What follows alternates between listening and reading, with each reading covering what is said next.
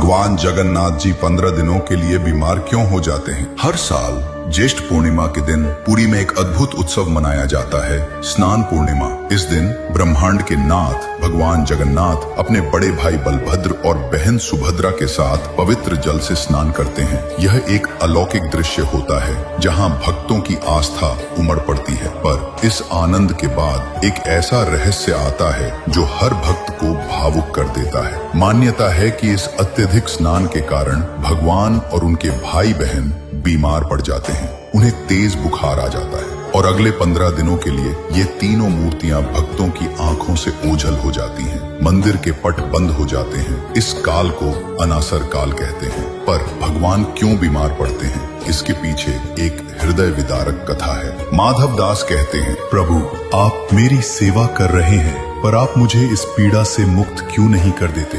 एक पल में मेरी बीमारी ठीक कर सकते हैं आप।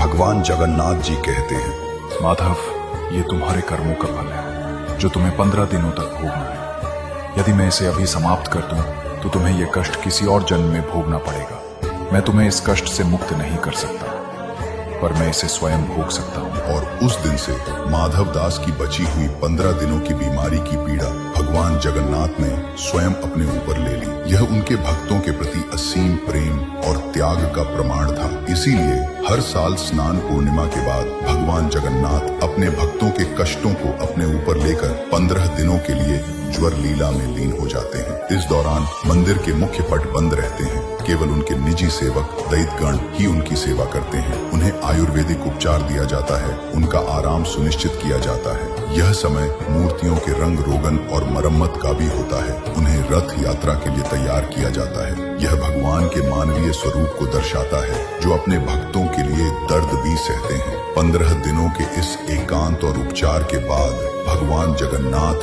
पूर्णतः स्वस्थ होकर एक नए युवा रूप में दर्शन देते हैं। इसे नव यौवन दर्शन कहते हैं। और फिर इस नव चेतना के साथ वे निकल पड़ते हैं अपनी विश्व प्रसिद्ध रथ यात्रा पर, अपने भक्तों से मिलने, उन्हें आशीर्वाद देने। भगवान जगन्नाथ की यह ज्वर लीला हमें सिखाती है कि सच्चा प्रेम और करुणा वही है जो दूसरों के कष्ट को अपना कष्ट मान ले। यह हमें याद दिलाती है कि भगवान सिर्फ एक मूर्ति नहीं बल्कि एक जीवंत भावुक सत्ता है जो अपने भक्तों के लिए हर पीड़ा सहने को तैयार रहते हैं। इसलिए ध्यान में रखें, जो अपने भक्तों का दुख स्वयं सहता है वही जगत का सच्चा भगवान जगन्नाथ कहलाता है। अगर वीडियो प्रेरणादायक लगे तो चैनल को फॉलो करें। धन्यवाद।